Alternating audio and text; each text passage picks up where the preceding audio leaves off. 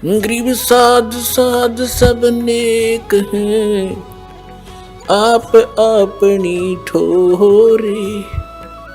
जो सतलोक ले जाएंगे वो साधु कोई और।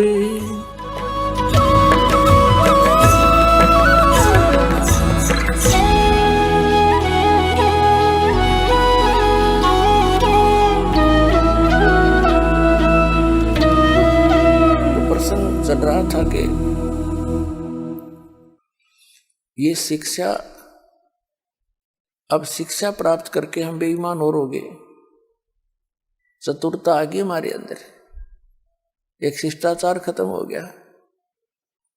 तो कहने का भाव ये है कि जो हम इस क्रिया को करते आ रहे हैं, हम उसी को फाइनल मान लिया था, हमें कोई यादें नहीं आवे थी कि और भी काम है इस मनुष्य जीवन का। परमात्मा आए, कहते सतगुरु आए दया करी, ऐसे दीन दयाले। बंदी छोड़ वृद्धतास का, जठरग्नि प्रतिपाले। कहते हैं सतगुरु आए दया करी, ऐसे दीन दयाल।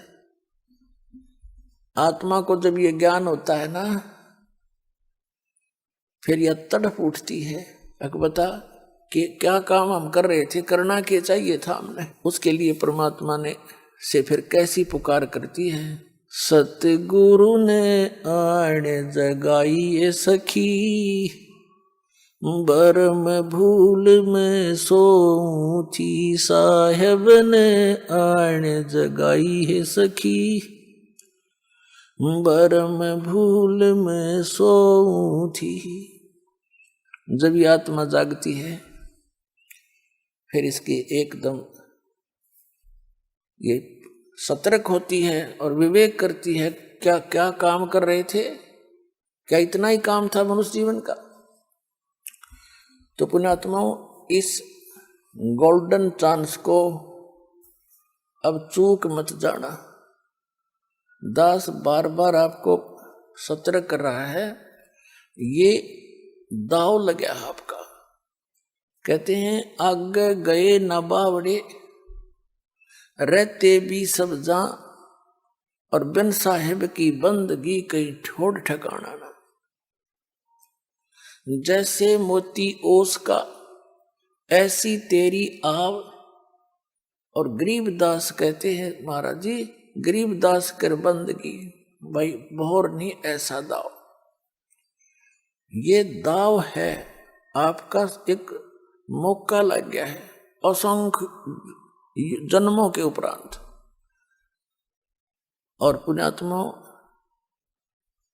समझदार व्यक्ति, परमात्मा ने पहले शिक्षा दी है, इसे कुछ चतुरता ही है, इस चतुरता का ही दुरुपयोग ना करके सदुपयोग करें। आज इतने इंटेलिजेंट है मानव, कोई एडवोकेट बना है, कोई जज बना है, कोई इंजीनियरिंग कर रहा है, कोई डॉक्टर बन गया है, और कंप्यूटर तक की खोज कर ली। तो परमात्मा ने आपको यो माइंड दिया है, और हमारा उद्देश्य क्या है, इस पर भी थोड़ा सा ध्यान दो। आज आपने बालक पढ़ा दिया, बेटा या बेटी, अच्छी पोस्ट मिल गई।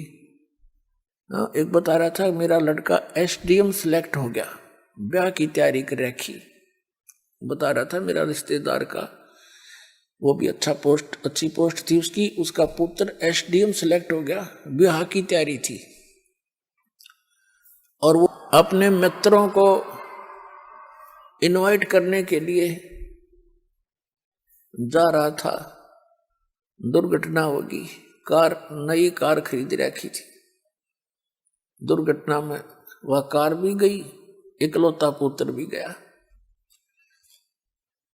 अपने आत्माओं, आप बहुत गहराई से सोचो, तो 10 बार आपको ये आपके ऊपर से जो मैल हटा रहा है, आपकी बुद्धि इतनी दब चुकी है, इसको इतना ज्ञान देकर मुश्किल से उबारा जाता है। और इस ज्ञान को आधार बनाकर कदम रखो इस भक्ति के मार्ग में, तब आप सफल हो पाओगे। प्रसंग चल रहा था कि ओसा प्यास न भाग ही, जब तक दसे नहीं आब। तो कम से कम पूरे 24 घंटे में से आप 2 और 3 घंटे भी भगवान के लिए दे दोगे ना, आपका काम बढ़िया पड़ा है। पर मर्यादा में रहना, मर्यादा से बाहर नहीं होना।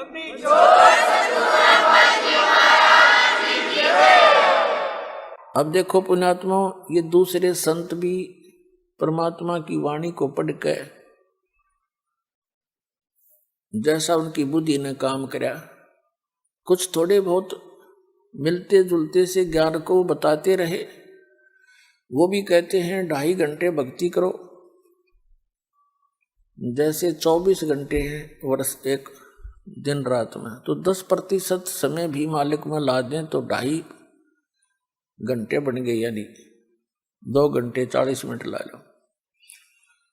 तो कहने का भाव ये है कि इतना समय आप इस सत्य भक्ति पर दोगे तो उसका फल मिलेगा, और इतना ही समय आप अन्य संतों के कहने से उनके द्वारा बताए गए मार्ग में लगाते तो वो व्यर्थ था,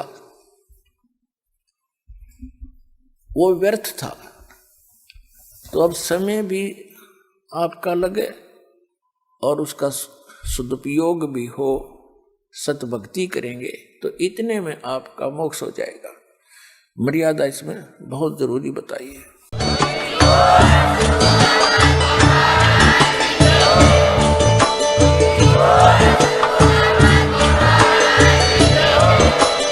आप सुन रहे थे जगत गुरु तत्वदर्शी संत रामपाल जी महाराज जी के मंगल प्रवचन। अधिक जानकारी के लिए विजिट कीजिए हमारी वेबसाइट www.jagatgururampalji.org। संत रामपाल जी महाराज जी के शुभ आशीर्वाद से पूरे विश्व भर में 500 से भी ज्यादा नाम दीक्षा केंद्र हैं, जिन पर संत रामपाल जी महाराज जी द्वारा ऑनलाइन निशुल्क नाम दीक्षा दी जा रही है। अपने नजदीकी नाम दीक्षा केंद्र का पता करने के लिए संपर्क करें 8222880541।